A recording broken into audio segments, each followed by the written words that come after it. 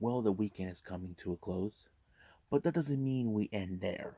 So we're going to be reviewing today ChocoPro 264. We also got New Japan Pro Wrestling with Day 8 of Battle Atom. I haven't seen the other ones because since they're house shows. But also, I'm saving the best for last. We got two events, one from recently on the 16th of October and today on the 23rd by Stardom. The first one is in Hajime.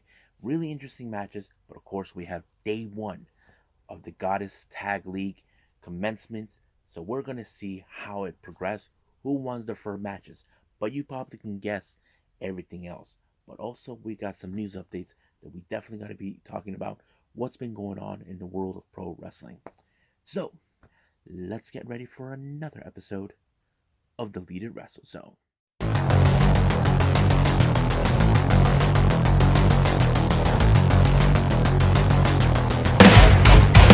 Are you ready?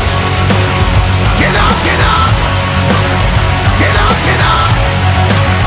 Get up, get up! Get up, get up! Get up, get up! Get up, get up!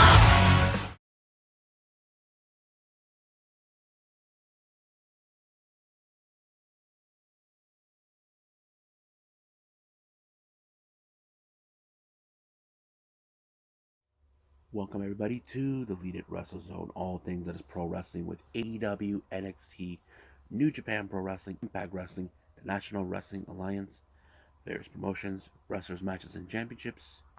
I am your host, Gerard here. So, let's begin with Choco Pro number 264. We have some very interesting matches that took place on this one. First one, we have Miya Yotsuba, who is the trainee who's been with Batamu from the very beginning, and she is the first ever non-trainee under Emi Sakura. If you guys don't know this, Emi Sakura had no part of her training since she joined.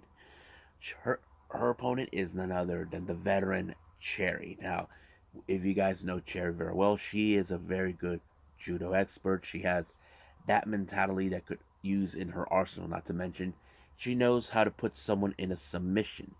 Now, the obvious question is, which submission she'll put it? Well, she put her in a guillotine headlock type maneuver, and of course, Mia had no other choice but to tap out. But Cherry encouraged her, knowing that she didn't give up, all this other stuff. So whatever she said, it kind of gave her a little encouragement. So that's a good thing for her to have from a veteran like Cherry.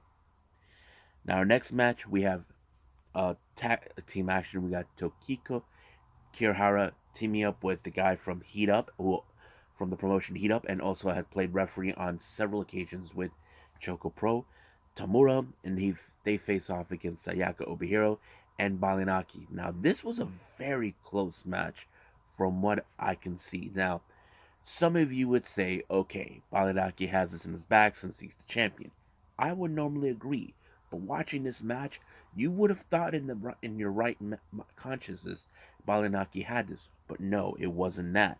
It ended up in an inside cradle by Tamura, he to Balinaki, and that means he pinned him. But the obvious thing is this: he gets an opportunity for the Super Asia title. So that is something that you don't see every day. But I'll explain more later on about that. Now, our main event is Dragon Ninja, Chonshiru and Sayuri taking on Chiko Shikawa and Masahiro Takanashi. Now, I know Chon and Masa have known each other for many years, but however, Sayuri and they've known each other since they first started out together and got to move. They are part of the fourth generation girls in the promotion. So it's kind of like a showdown in certain aspects. But I have to say, this is the best performance by Dragon Ninja that I've ever watched, because normally when I see Dragon Ninja, there were times we see them they lose. They haven't picked up some good wins ever since they formed together. But in this case, it did not go up that way. But Sayuri picked up her first win against Chi by rolling her up 1, 2, 3. It was done, just like that. This is her big win. She always loses to Chi, but now it became opposite day. Now, for our Jonkin tournament, this was a very tricky one. I did not anticipate, but the one who seems like he was in a good mood of winning was Chonchito because he put everybody in a fast pace to for his matches from semifinal to finals. But however, he decided to give the chocolate to Sayuri since she was the one who picked up the win in their match. So he felt you earned it. So that's a good thing for someone like that. But however, now we get to the part where we go back to the second match. Balanaki is fully aware that Tamara does have an opportunity, so he asked him. Like, it wasn't a direct translation, but I can tell it was more like Tamara. As you know, you pin me. In a rule of thumb, you get an opportunity for a shot at the title. So Tamara didn't realize that pinning Balanaki gives him an opportunity for a shot of the title. So Tamara agreed that yes, I'll challenge you for the title, even though he didn't ask for it, but even though he pinned him. So he does earn that right. So that match will take place on October 31st. So that's going to be a good one. And there was also some very interesting conversations between both Sarui and Chi. I'm not sure what they said, but I'm sure that they will have a match somewhere down the line. Not 100% sure, but it's going to be memorable. So I think that's pretty much it right now with ChocoPro. I believe it's time for New Japan Pro Wrestling.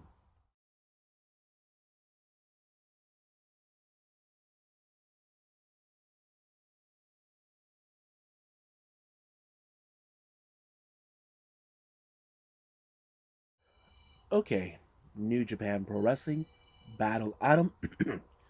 Now, I did not see the remaining ones that they have. I think these were house shows, but this is, I believe, day 8.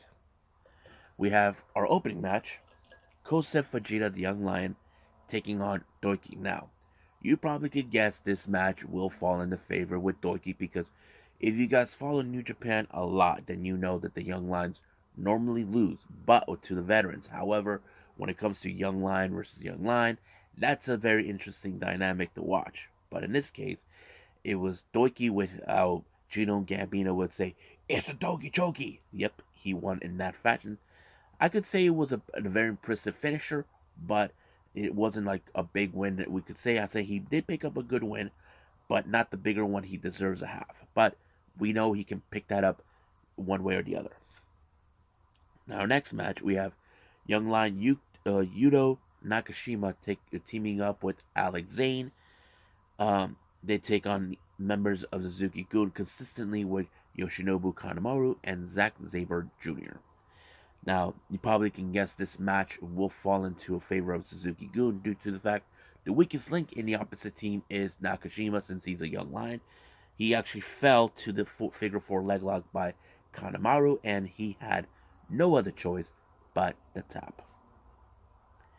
Now, our next match we have Rohi Oiwa, Toru Yano, and Togi Makabe taking on United Empire's Great Khan, um, Aaron Henare, and Jeff Cobb. So that kind of fell in. But however, the weakest link, you can guess this would fall into, of course, the United Empire when Aaron Henare applied a spine buster to Oiwa to pick up the win.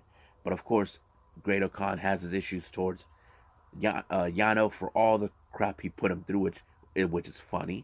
But this time, United Empire gets the bigger upper hand than we normally see. But yes. Now, next match, we have Tiger Mask teaming up with David Finlay and Ren Narita taking on the members of Chaos, Yoshihashi, Hiroki Goto, and Tomohiro Ishii. Now, recently we have saw a very interesting brawl between both Ishii and Narita. Now, Ishii has been one of those guys that is not afraid to pick a fight with anybody that gets in his way, like Minoru Suzuki, that sort. But this time he's facing the son of Strong Style himself, Ren Narita. But that match kind of fits into the prospect. But it was Yoshihashi that picked up the win into Tiger Mask. But however, I was so impressed with how the post match ended. Like, Ren Narita was a freaking one man wrecking machine. He took out Ishii. He took out Goto. He took out Yoshihashi all by himself. So that kind of like are they gonna give him the spotlight or something? I'm like, wow. I would love to see Ishii and Ren Narita face off. That's gonna be one heck of a match. Now, our next match, we have Suzuki-gun members Taka Michinoku, Taichi, and El Desperado taking on Bullet Club members Geto, Kenta, and Taiji Shimori. Now, you probably can guess what's the story with this. Well, if you guys know, there's going to be a four-way match for the IWGP Junior Heavyweight title between Taichi Shimori, Despi, um, Wato, and Hiromu Takahashi. So that kind of sets it to in its own way.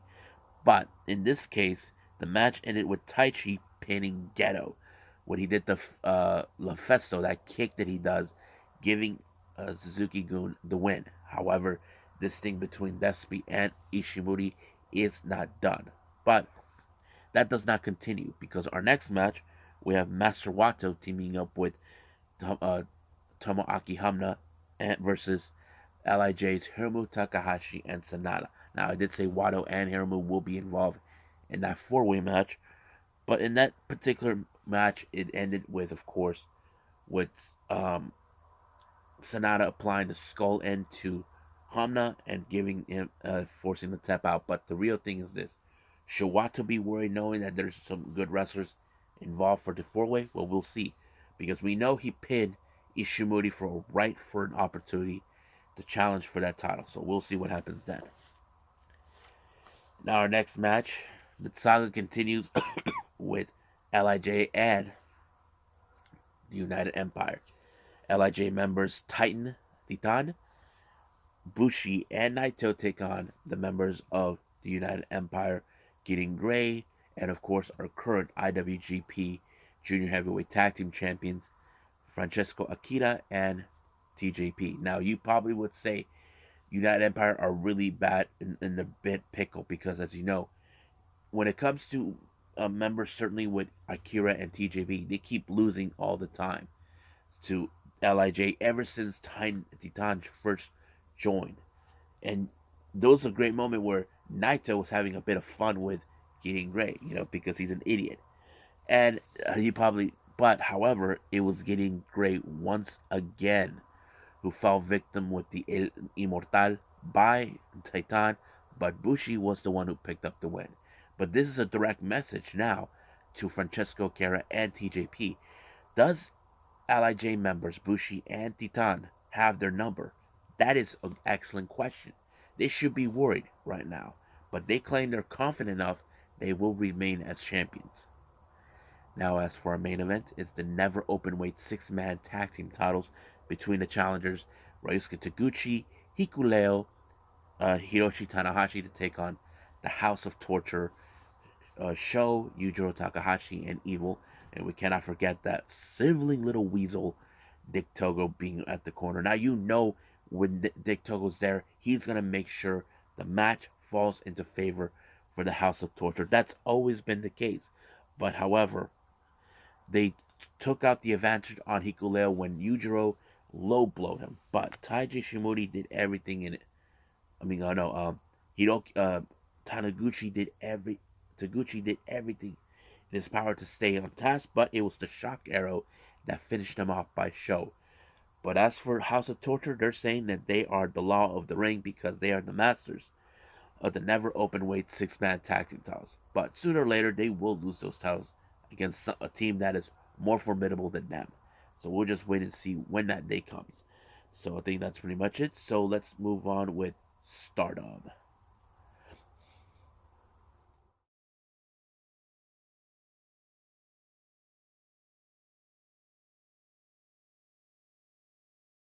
Stardom. This took place on the 16th of October. Now, this was in the Hajime area. Now, I must confess, I haven't seen the one for the 22nd yet. But I decided I have to push forward. I cannot hold it back. But let's keep on doing this one instead. Let's do the 16th of October in um, Himeji, or however it's pronounced. But let's do that. Opened up with Waka Tsukiyama taking on Azumi. Now you can guess this particular match. Um, Waka did put up a good performance, but it wasn't enough. As you know, Zumi, who has more experience than her, despite the fact of the age difference, but it was a stomp to the abdomen that sealed the deal for Zumi to pick up the win onto Waka. Next match, we got Oda Time members Ruka and Starlight Kid taking on God's Eye members Amisuri and Mirai. Now, as you know, there's this thing between the clapping between Kid and Mirai, but that doesn't affect it. But it was, of course, a big lariat by Amisuri to Ruka that sealed the deal for God's Eye to win. Now, our next match, we have uh, a six-person tag match. We got Stars consistent of Koguma, Azuki, and Mayu taking on Queen's Quest, Lady C, um, Utami Ayashida, and of course Sayakami Tani to pick up Sayakami Tani. Now you probably can guess that this is going to be an even match. I would agree, except the only certain factor that would be complete is Lady C, who has a little bit of not that much of experience with these wrestlers, but she ended up in a moonsault by Iwatani to pick up the match, to pick up the win. So Stars won by Iwatani. Now our next three matches, this is a very interesting one for all of you. As you know, we had the 5-star Grand Prix. Certain matches will be revisited because it's more of a rematch since it took place now. You can say it's like there's a certain wrong that happened in those matches. Now the first one we have Momo Watanabe taking on Saida. Now Saida won that match in particular in 5-star Grand Prix, but Momo doesn't give a damn about it. All she wants to do is kick her butt. But as for Saida, she is confident enough to believe that she could win again.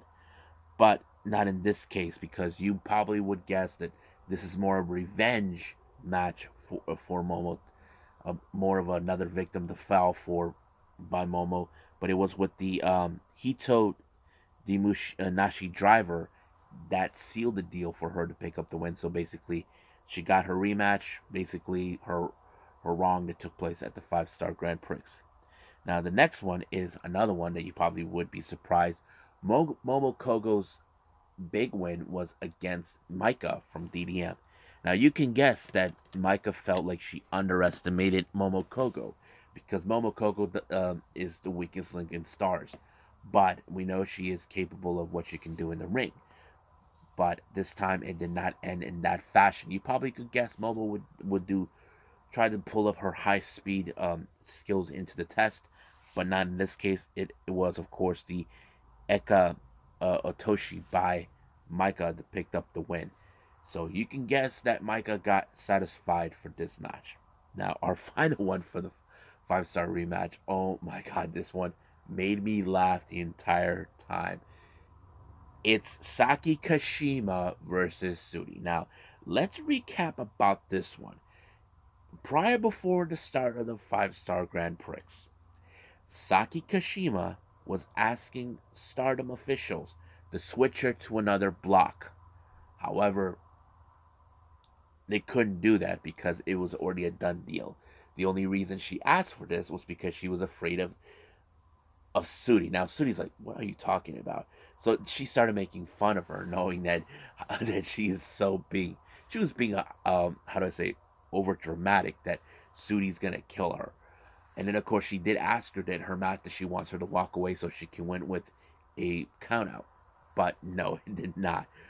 But it was, of course, a very shocking win by Kashima when she pulled the um, Kishinase onto Sudi, the win. However, keep in mind, I mentioned every single time when it comes to these type of matches, when it comes to wrestlers who are champions, they do get an opportunity for the red belt. Now, Kashima mentioned in her post-match comments, right of the day of that match, she would never challenge her for the belt. I'm like, that's a mistake. And if Natsuko Tora would want you to challenge for the belt, she probably would want you to.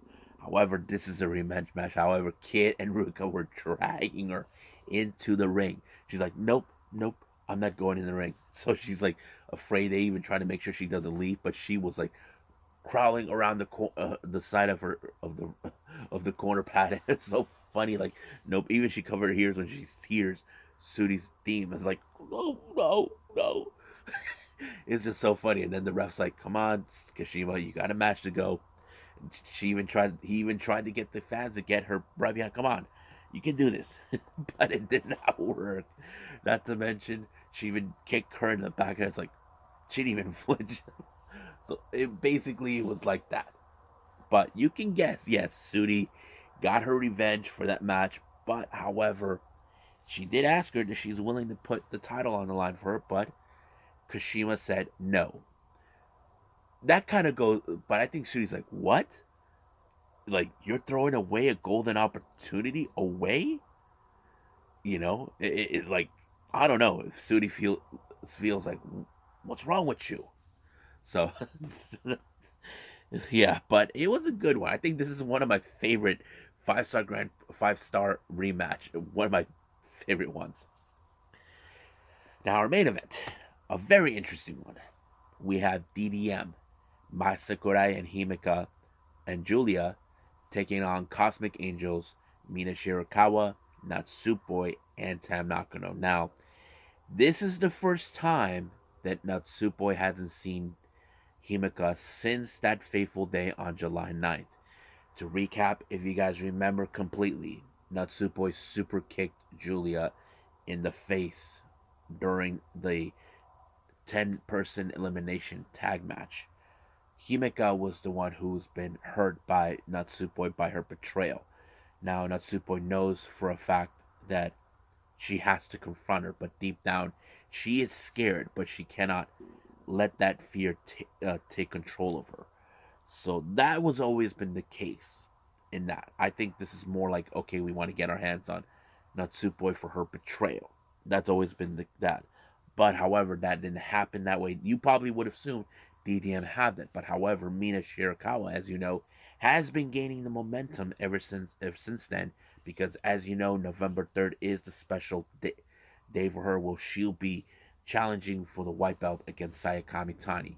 But it was her glamorous driver onto Mai Sakurai that picked up the win. But there is one thing that really was interesting that Mina mentioned on her Twitter page right after this match. As I did not expect it, but it was Mina who closed down the show. Normally we see that with Tam Nakano, but this was her first time to ever close the show and do a promo. She normally sees that with Tam doing it, but I have to say she passed the test. You probably wouldn't. You probably would have said, "Wow, she did good." And I say, "Yeah, she did pretty good." And I was not. I was surprised that she actually did it. She pulled it off great, and now she's entering with good momentum all the way to November 3rd. But however, she did end up in the match on the 22nd of October, but I did not see that one. But hopefully I can. But right now, let's move on to the next Stardom event, day one of Goddess Tag League.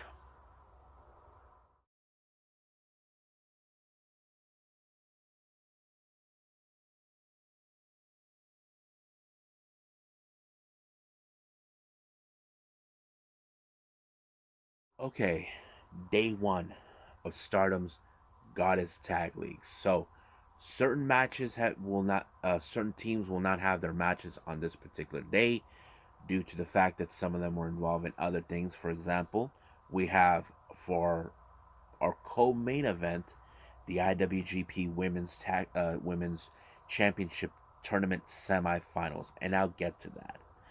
Now, as you know, as we saw with the 5-star Grand Prix with the opening ceremony, we saw the same thing here. They introduced every of the teams involved in this particular match event. Now, our opening match is part of the Red Goddesses block. We Love Tokyo Sports, consistent of Fukigen Dev and Saki Kashima, taking on the very unlikely duo of My Lady Fair, Mai Sakurai, and Lady C. Now, keep in mind, these two ladies are from two different factions. Lady C is from Queen's Quest, while what's her name? Mai Sakurai is with DDM.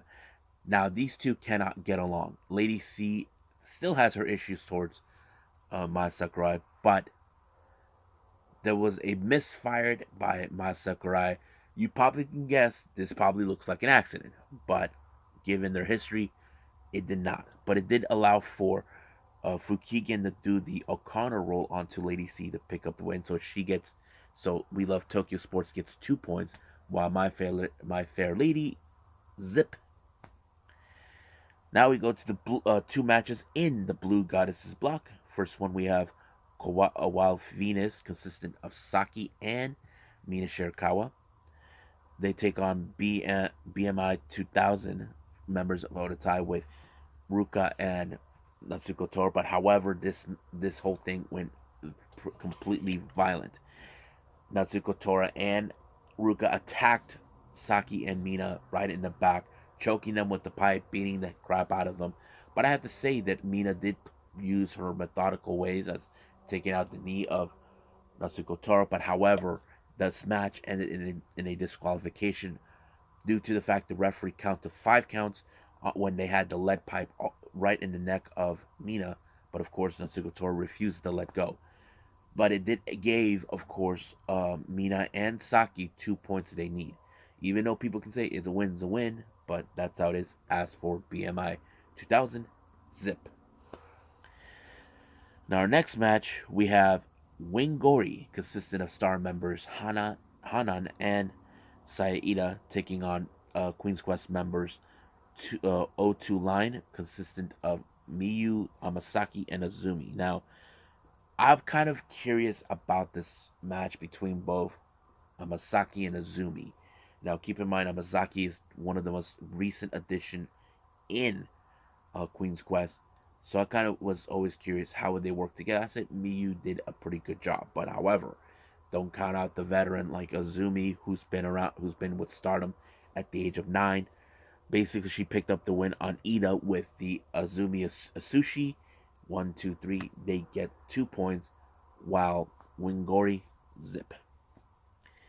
Now, our next match, we have the Red Goddess block. We have Black Desire, Starlight Kid, and Momo Watanabe of Odatai taking on Karate Brave, Tomoka Inaba, and Suri of God's Eye.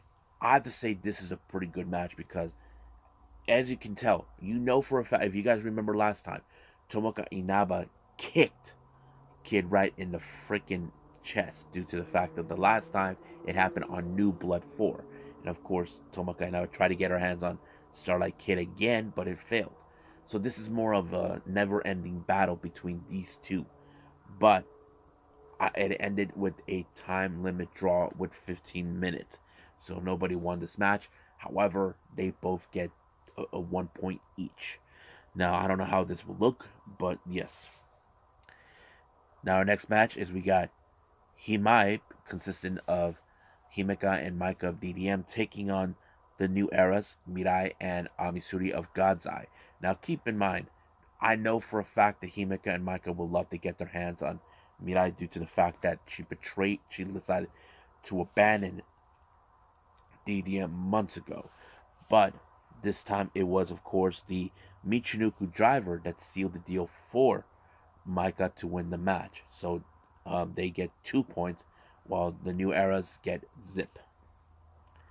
Now, we went back to the Red Goddess block. We have Mafia Bella, consistent of Tecla and Julia of DDM. They take on Meltier, Natsupoi, and Tam Nakano of Cosmic Angels. If you guys have noticed, Meltier has their own theme, and I thought it was a pretty good catchy one. But however, that is not the thing that we all should get. Now, keep in mind, this is the continuation between the war between both Cosmic Angels and DDM. They've always been going back and forth with each other.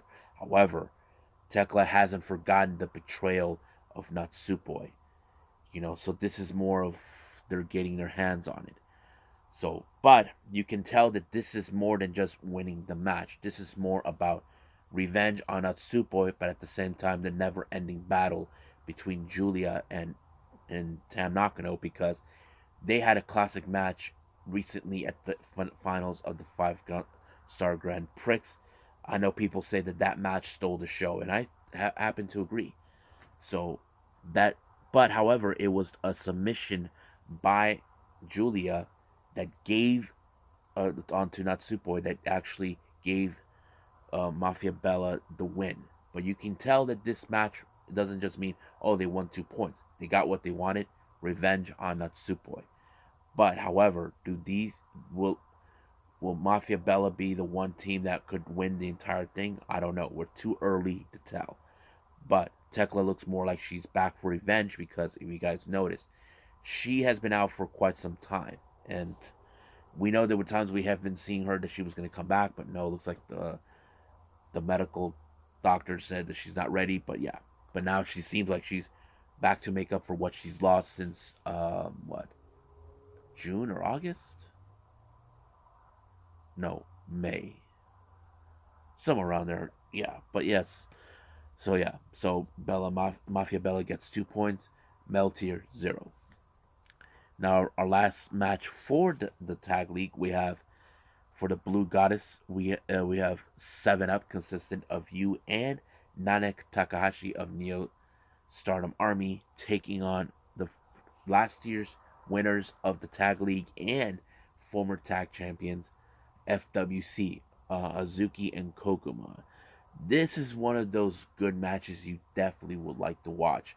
But in this case, the bigger X factor is you. She's big, she's strong, but it was Nanane Takahashi who picked up the win when she applied the frog splash onto Koguma. 1, 2, 3. 7-Up get 2 points, while FWC gets 0. So that kind of sets the tone. However, as you know, this is too early to tell, so we will find out the next time when we see Tag League. Now let's get to the semifinals of the IWGP Women's Championship Tournament. Our first match is Jazzy Galbert versus Kairi. Now, Jazzy, as you know, she is the second ever World of Stardom champion who defeated Nanane Takahashi. She is in somewhat part of the Neo Stardom Army. So I have to say this match was amazing because it showed how it is, but it was Kairi, as you know, who we all expected that she could win this particular match. She pulled off the insane elbow that allowed her to win her block. So basically, she won the international bracket. But however, the next match is the much crucial one. Now, could history repeat itself again between Utami Ishida and Mayu Iwatani? Now, keep in mind, it was Hayashi Shida who defeated Mayu for the red belt back in 2020. But this is one of those matches where we're like, okay, will history repeat itself? Obviously, no, it did not. Mayu Iwatani, many fans would say, she's the one who's more recognizable throughout the world, and I can agree on that too. But I did not expected her to do the running 3 onto Utami Ishida and 2 moonsaults. Now, if you guys don't know this, she learned the running 3 from one particular pro. Is that it was Shigazo Nagozo, I think the owner of Marvelous. She taught her that move, but to cap things off, she kind of pulled off 2 moonsaults in a row to put Utami Ishida down and win her bracket. But you can tell by the end of the match that Utami couldn't believe she lost. People would have said they would have liked to see her win, but Mayu is the one who's more deserving than everybody else because she has more range than anybody. That's the reason she's called herself the icon. But I think the biggest X factor in this is the finals between Mayu Iwatani and Kairi. These two women know each other too well. They were part of the Threedom along with Io Shirai. But who's going to win this one? You got the icon. You got the international superstar. That is something you don't want to. I have to say that match is going to be a total banger. Or as JR would say, it's going to be a slobber knocker. So I can't wait to see that match. But that match will take place on November 20th at the New Japan Stardom Historic Crossover. That's going to be good. So I think that's pretty much it with this. So I believe it's time to move on with news updates.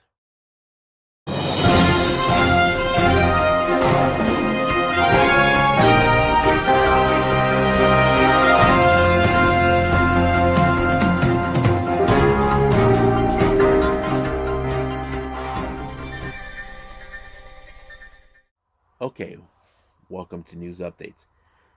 PW Torch has confirmed of Dominik Dijakovok through Shawn Michaels. It appears, if you guys remember Dijakovok, he was that one guy who had those amazing matches with Keith Lee back when Keith Lee was still in NXT. Now, many fans have talked about Dominik Dijakovok. Was it the right move to move him to the main roster? I felt like him being in a main roster was like not in good timing. But Shawn Michaels says that he is going back to NXT and he's regaining his name. I'm like, thank God. You know, I'm sick and tired of what Vince was doing the entire time, changing people's names. It's like nothing was broken, but he acted like it had to be fixed. But I can't wait to see Dijakovic. I just hope he goes to the top. That's something we definitely could see. Now, if you guys remember completely what happened at the media scrum at All Out, it turns out now the AEW has some locker room leadership taking place. Looks like we have Brian Danielson, John Moxley, and Chris Jericho. They are now the locker room leaders. Now, keep in mind, this is something that I feel that AEW needs. Now, as you know, there have been some dramas that took place recently with AEW. I feel like these guys could maintain the order and the peace within the AEW locker room. We have always seen there's never been like that with WWE that much, because there are always those wrestlers that hate her. I mean, I hate this person. I don't like this person. That sort of thing. But I feel, yes, we need that to take place. Now, our last update here, you may have heard what's been going on. Brett Lauderdale was interviewed about two specific things. One, John Moxley. Now, was he fully aware about John Moxley signing the new deal with AEW? As you know, he signed an extension where he takes more responsibilities. He said he had no idea about this. They even asked him, did what is his relationship with AEW? It appears they haven't had much of a relationship, but they're open to the idea too. But in this case, we don't know. But they did ask him, is there any hope that he could come back, that John Moxley come back to GCW? That is yet to be determined, but he would like to have him back. And there's that. But also, the last thing that they ask is about the rumors circulating that there is a partnership with WWE. That is something that he's not willing to talk about just yet. But he said that there will be a big announcement next month in November, and like during the GCW events of November. I just don't remember which one, but that is something we got to pay attention. So I will be talking about this thing on the podcast on Wednesday.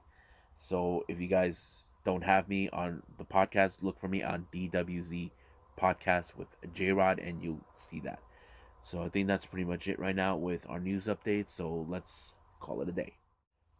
Well, I hope everybody enjoys this episode. Coming up, we have AEW Dark Elevation now. However, there are a lot of wrestling I need to catch up. We have GCW events, of course, like Drop Dead, Moment Clarity. There's Mecha 6 from Future Stars of Wrestling, and a few others. I'm still trying to figure out which ones I want to do. I know GCW is part of it, but I'm just gonna wing it, see how it goes to keep you guys surprised. So, for now, I'll just see you guys on the next DWZ time. Same DWZ channel. I must bid all of you adieu. So, goodbye. Mwah. And have a nice day. Bang.